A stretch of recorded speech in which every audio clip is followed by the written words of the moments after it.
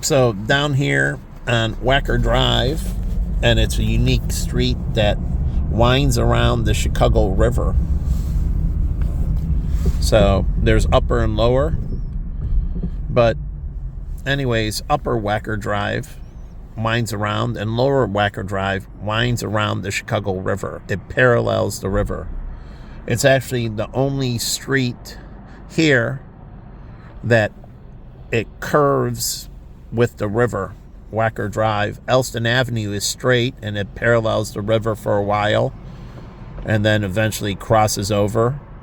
And I think there's a few others, but Wacker is unique in how it winds around and it runs into the lake and then down into the financial district, and then at the end of the financial district, Wacker Drive ends.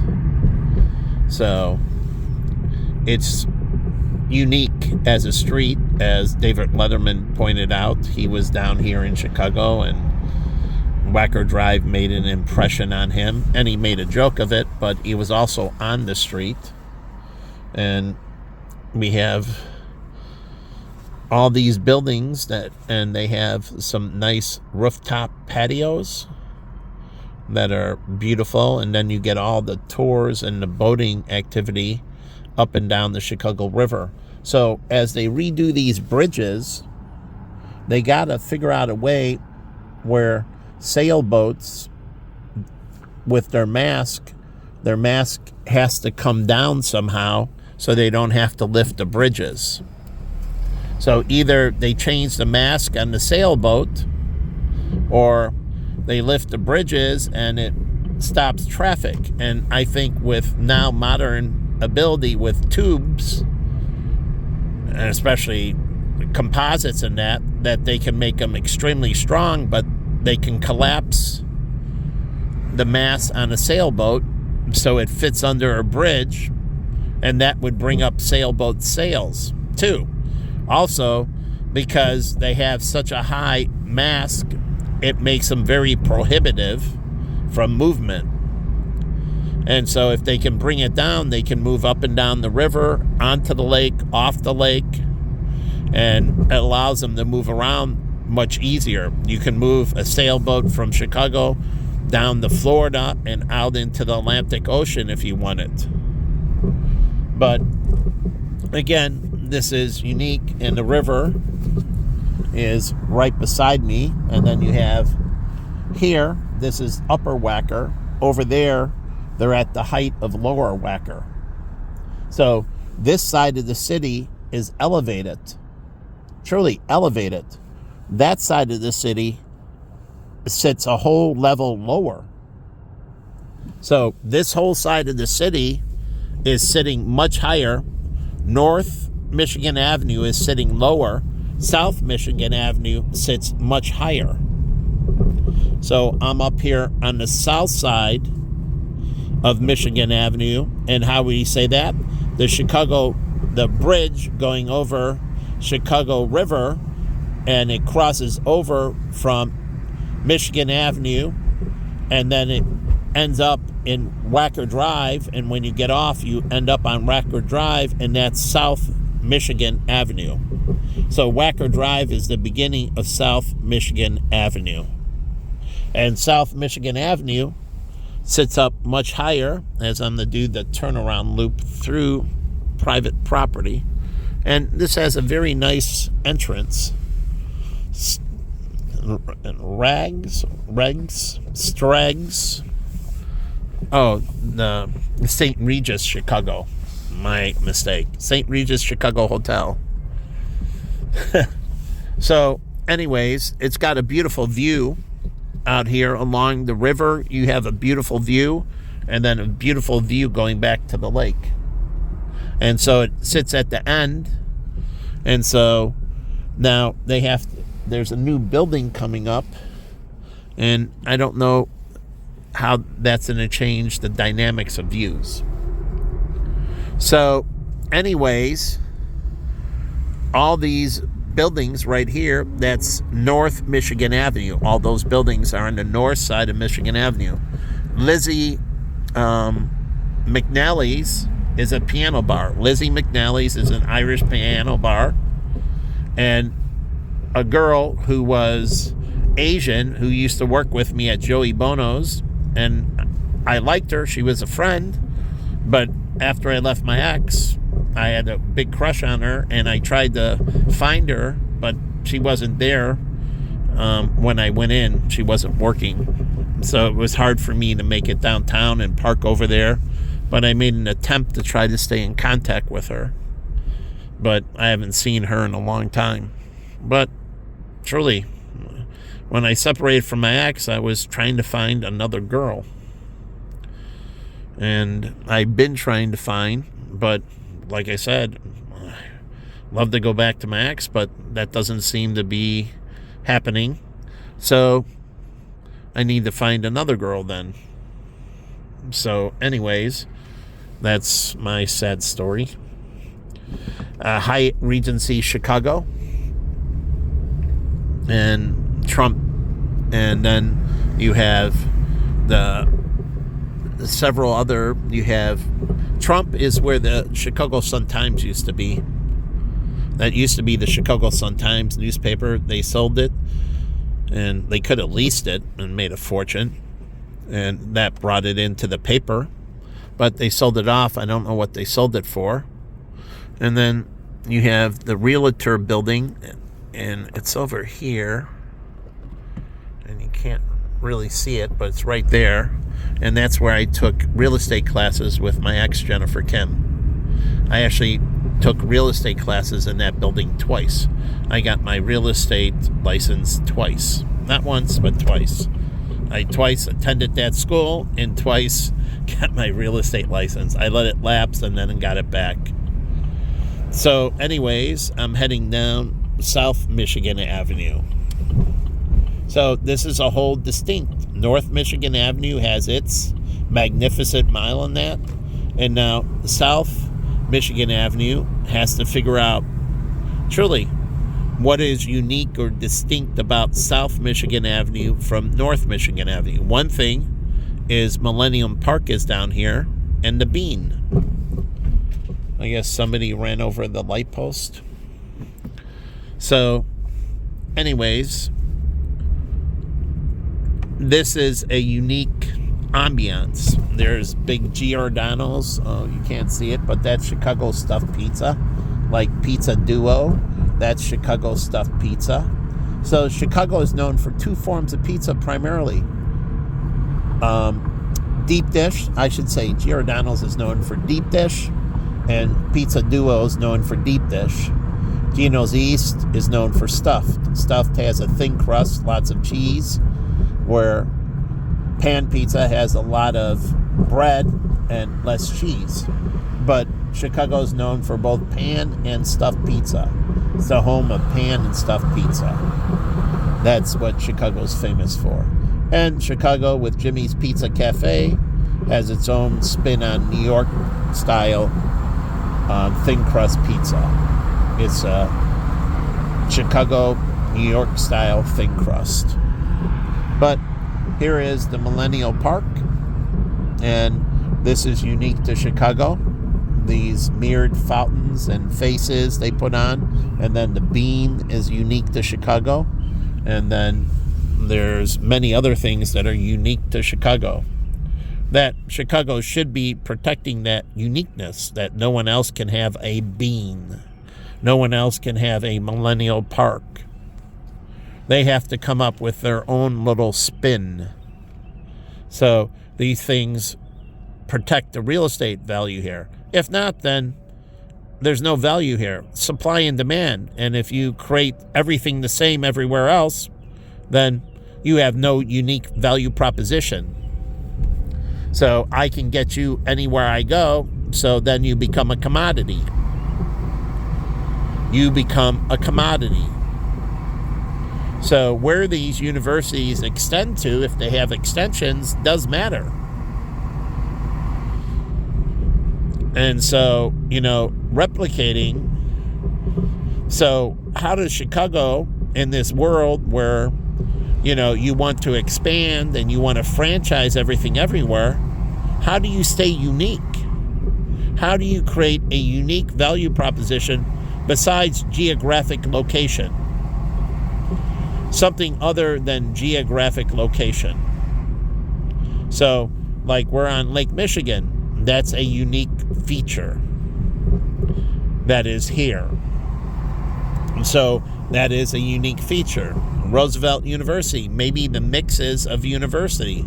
Boston has different, Boston College and many other different universities. So again, they have something that's unique. But remember, value is based on uniqueness, not similarities, uniqueness. And so when you get similarities, you become a commodity, and I'm not paying a lot for a commodity. Jennifer Kim is unique.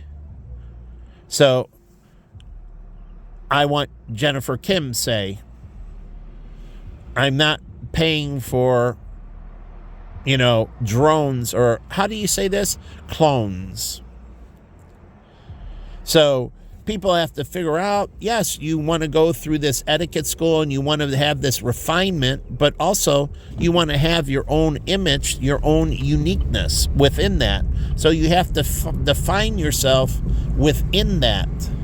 And you can. It's not hard. How you carry your handbag. How you wear, like Jen, she didn't wear stilettos, she wore flats. Truly. She didn't like wearing stilettos. She liked wearing flats. And she admired girls who wore stilettos, but that wasn't part of her image. She liked wearing flats. So, try to figure out how within this chemistry, like we have Presbyterians from Lutherans, from Catholics, from Mormons, from Amish, from Mennonite. And so in there, you understand it creates uniqueness. So if you're a Mennonite, you're different than Amish. One thing is you don't use electricity. You use other things like natural gas. Isn't that great for the natural gas companies that they don't use electricity? And so everything needs to be through pressure and using natural gas and firewood and so on. No electricity. So they know they got a fiefdom. But if the Amish religion goes away, then everything's electricity. And then natural gas doesn't have a unique market that electricity can't penetrate. And that's why I'm telling you, I'm not trying to change things. I'm trying to define things. And so you have to figure out whether you're independent or Presbyterian, because there is unique differences in service and how they go about things. And this is all allowed, and they can set themselves apart. There's 45,000 Christian religions, and they're all unique. Yes, there's similarities, but there are a lot of differences. And so you can set yourself apart. So you have all this abundance that allows you to set yourself apart. So Jesus stayed out of the synagogues in a way, so there can be uniqueness between synagogues. But like I go to a particular church and there's uniqueness. I move between churches. But there's a uniqueness, and everybody has a value proposition, and that's why some people in heaven are closer to God and some people are further away. But there's room for these different uniquenesses. So they're not shunned in that way. So it's just how things fit in chemistry. Like you have the city of Chicago, then you have the suburbs. And from the suburbs, you have the urban centers. And they have these unique propositions. They have different styles of life, like Green Acres. She likes the city life, he likes the farm life. And so trying to figure out these unique propositions. But this makes it a reason for people to travel. And this is why people travel. If everything converges, there's no reason to travel. If everything converges, there is no reason to travel, because there is no more uniqueness. So if we have all this interracial marriage and everything else, and everything is a blend, then there is no uniqueness. And if there's no uniqueness, then what's the purpose of traveling? I like going to Egypt. I've never been, but to see the pyramids. And to go down there and see the history of the Egyptian people and so on. And this uniqueness. And this is what America is. It's only several hundred years old. It's been around before that, but officially several hundred years old. And it's trying to establish itself. Where China needs to stay, they have thousands and thousands and thousands of years of history that they say 5,000, 4,000, 6,000. They keep on moving the number around. But again, they have a lot to pull from that is the uniqueness of China. And India has its heritage. And the funny thing is, they're very different. Because of the Himalayas, they didn't interact. And so as China and India trade, there's also uniqueness. They want to make sure that they don't drift. We call it style drift. And we don't want style drift. We want things to be very uniquely defined. That way, they have their own unique value proposition. Because if they style drift and they blend in, then there is no difference, and I can invest in you or I can invest in them, and it doesn't matter. You correlate. There is no difference. And so as we get into this modern world, we have to understand, what is a cowboy? And what is an American cowboy, in particular, from a Mexican cowboy? And they have to understand this uniqueness. And this is why I like patents and that. Because patents is all about uniqueness. Establishing a, like, Century 21 SGR. Now there's the time traveling show that's SGR. I don't know what their SGR means. But that was a black woman that ran that firm. And that's one of its uniqueness. It was a Century 21 office that was run by a black female. And that's a unique value proposition. So, truly, if you have a white male, your background is a unique value proposition. You're Jewish, you're Christian, you're whatever. That ethnicity is part of your unique value proposition. What makes you a little bit different than everybody else. Because not all Germans migrated to the United States. And so American German makes you different than German. And so there's a uniqueness. And so McCormick Place and how it goes about it, and why a conference here in McCormick Place. It doesn't take into the uniqueness of McCormick Place, the lakefront. The Great America is different than Great America in Ohio. It is. Each of the Great America theme parks have different roller coasters, and they make sure that they have a substantial uniqueness from each other. Similarities, yes, Looney Tune characters and so on, but also very, very clear uniqueness. The Raging Bull, and then the big American Eagle wooden roller coaster, and some other very unique things that you can't find in another theme park. So taking an adventure to each of the Great Americas makes it worth it, because when you go to them, each of them are a little bit different. It's like Disney World in Florida is different than Disneyland in California. And I would think it's different than Disney World in Japan. So they have a unique value proposition. And these are theme parks. Yes, it's Disney, but they're featuring lots of Japanese in it. So when I'm talking not losing yourself, Disney is opening up these unique, it's like Great America. Each of them have similarities, but they have unique differences. And so they do it through roller coasters and other rides. It's,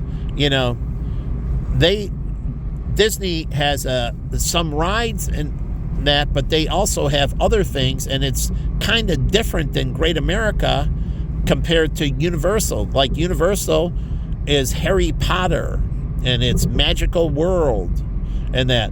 But when they expand to other countries, they got to figure out, well, what's different about Universal in Florida compared to, say, Universal in China?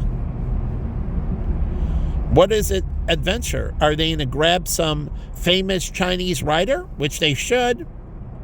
And who was the big Chinese writer who wrote fiction? There has to be some famous Chinese fiction writer, like the Disney in Japan, integrating samurai heritage and all that, and then this fiction writing, like Doctor Who, that's very British, and Emma Peel and the Avengers, that was British, and Benny Hill, I love Benny Hill, and he had the little bald guy, and it was British sense of humor related to sexual interactions, truly sexual interactions. It was a sexual comedy without nudity. There was no nudity in Benny Hill, but it was all written on different awkward sexual situations. And it was really funny, and I watched a lot of Benny Hill. So, and then they have Mighty Python. That's unique, and that's uniquely British. And then the fish called Wanda. He put his personality. John Cleese is a unique character that he interjects into these movies where he's in. So Tom Cruise is very tied into the Mission Impossible. So he got very franchise focused, and he's very much tied into that, and he has Top Gun. So he moved from this, I guess, kid next door character he did in Risky Business, this Joe who lives in the suburbs, the kid next door who basically ended up, getting encouraged by the one guy to do something a little bit risky, but he ends up trying to save her from Guido the killer pimp. And he ends up buying her out, basically, from Guido. So, and they come to a mutual arrangement. But also, my friends that went into places, and the girls that didn't want to be in that business anymore, did the same thing like Risky Business. And they went in and said, okay, you don't want to be in this business anymore? That's fine. Let me talk to the owner, and I'll make a deal to buy you out. Truly. So they never got kicked out of any of the places. The owner got a big fat piece of cash. They purchased the girls to set them free. I would do that. If they wanted a different life, or if there was a male prostitution den and they didn't want to do it anymore, I would buy them out.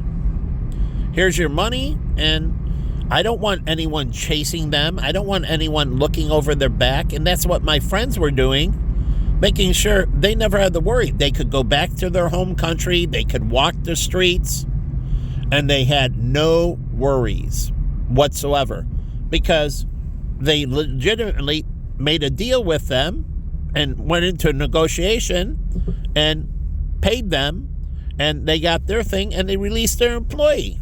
And that's what I said Hank Greenberg made it clear, if you want anyone on my team, he, with his deferred comp, if you ever left AIG, you lose everything. So what did the employee say? You have to buy me out. And so if I'm going to move to you and I have $1 million in AIG stock, and this is private placement stock, only given to employees. It's like Vanguard. There is no market for it. When it leaves, you got to cash it out. Truly, there is no other market for it. It's private placement. You can't get any more. Once you leave the firm, that's it. But it's the same thing with Hank Greenberg. When you left the firm, that's it. The stock's gone. If you retired from the firm, truly, you reached retirement and retired and moved on to something else, you got the stock and you got it as a retirement dividend, and you could have went on to another field. So internal, they have a retirement age that you have to define within it, that it becomes fully vested. And this is non-qualified. So they set it out 30 years, 50 years, when you get fully vested. And so Hank Greenberg only lost one manager, but it cost that firm several $1 million up front, because he was going to lose several million, and he wanted an upfront signing bonus of several $1 million. And from my understanding, that it wasn't the greatest investment, because basically the upfront cost and his performance, they basically washed or were underwater. So Hank didn't really lose. So, but the whole thing is, they had to buy him out. And so that's what my friends did. They bought him out. They didn't want them running and getting people looking for him and worried about they can't go back and see their family. So they would just buy him out. And then they would bring him in and then set him up in educational courses and give him all kinds of education, truly manners, education, everything. And then they would figure out how they're going to place him or start him and do an incubator and start him in a small business. Truly, do an incubator and start them in a small business. So they would figure out ways to buy them out. So they would make a value proposition to the owner. And the owner cash out and he can find somebody else. Truly. And it's not, we're not talking, they were in it and they were just saying, hey, maybe you don't want to be in this. They need a retirement package. They need an exit strategy. Like I said at Playboy, the one thing they did wrong is they didn't have exit strategies for their girls, or Penthouse. Exit strategies. Where are you going with this later? What are you going to be later? Like Major League Baseball, the NFL. How are they preparing them for life after Major League Baseball? How are they preparing them for life after the NBA? After these things? How are you preparing your people for work if you're Fidelity and you have financial planners or fund managers? How are you preparing them for the next stage of their life? Truly. And you should be worried about how do you prepare them for the next stage of their life. And when you take out marriage and kids and so on, you're taking out significant stages of life. You're taking out significant stages of life. When somebody would reach, like teachers, 50 or something, and they leave high school and they get their full pension, like at 55 or whatever, and then they move on to another stage of life. I was with a retired Chicago school principal. He was a black man, and we were trying to figure out, help him find the next stage of his life. You're not dead. You're just changing, and you're moving into the next stage of your life. And one of it was reuniting with his kids, truly. And another was addressing his drinking problem. And another was basically focusing him on maybe charity work or something else. Or he could be a mentor for principals. He could have went into a business where he did consulting to high school principals. Truly. he's a retired principal, as far as I understood, was successful, and he's black. Maybe he does consulting for black high school principals in particular. Or maybe he just wants to be a general consultant and for high school principals, and that's fine. And he's going to have this distinct value proposition that people from other races see.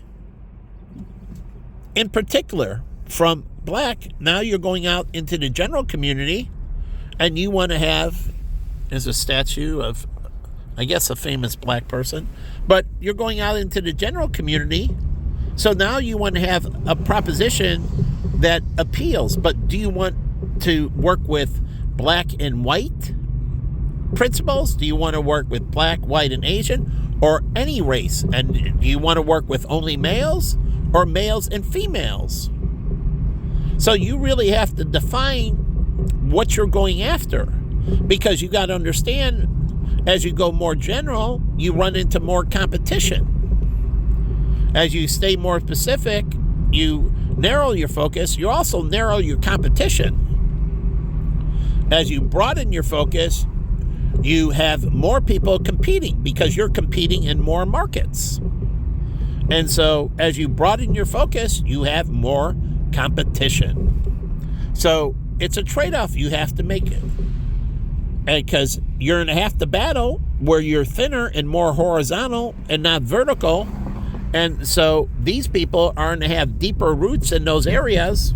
So you got to figure out, by going horizontal, you say you want to be a consultant to all high school principals of any race. Okay, does that include non-English speaking, meaning going into Latin American schools? They might be bilingual, but they teach in Spanish primarily. Their secondary language is English, but their primary is Spanish. Like here, the primary is English, the secondary language is Spanish. Not Spanish, the primary, but the primary language is English. The secondary language is Spanish. In Mexico, the primary language is Spanish. The secondary language is English. So, do you want to teach people in other cultures? Truly.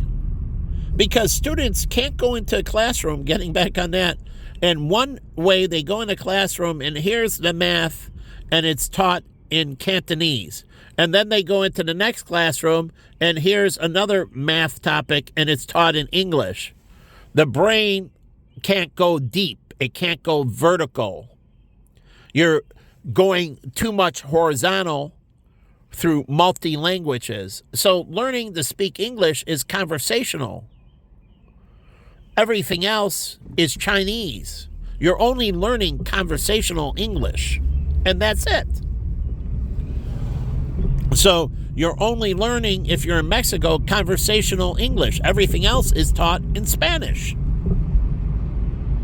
So you're here in America, everything is taught in English, and you're only learning conversational Spanish. So you can read and write in Spanish, but you're not learning to program in Spanish. Unless you're going to move to Mexico, and then you have to write code in Spanish. Oh yeah, that's right. Writing code in Arabic, writing code in Spanish, writing code in Russian. Yeah, if you're going there, then you have to focus, because that's going to be your primary, and you're going to drop English as your primary, and you need to start taking everything in Russian, and you're going to only have conversational English, and that means you need to learn your math in Russian and everything in Russian. You're going to do an immersion. You're going to be Russian and English for only conversational. Truly, you can write some English, you can read English, truly, but you're going deep dive on Russian. So you're writing code in Russian. So let this person behind me, where there's 2 lanes, and I'm going slower, but they want to stay riding behind me. It's very irritating when people are riding your tail where there's a lane that's empty, that they can just go around you and pass you. So, again, you have to understand that. So I'm not trying to get rid of Cantonese or Mandarin. All they're learning in China is conversational English. Unless they're coming here. So it's totally different. They have to go vertical in that. If they go too horizontal, they're going to lose their intelligence. So I can speak some Spanish. I can speak a few words of this language, few words of that language, but everything I do is in English. So I'm not looking to go deep. That's why when I was with Jen, it was English. I wasn't looking to learn Korean. I can get conversational Korean, and that's fine. But that's some words like sarong, love, and other things. So getting, like in Spanish, el baño, where's the bathroom? Conversational. Some key words, but not going deep. And so it's an affect your ability to go vertical. So believe me, so you can learn a lot of languages conversationally, but you do math, you do all your fundamentals in one language. You write and do everything in one language.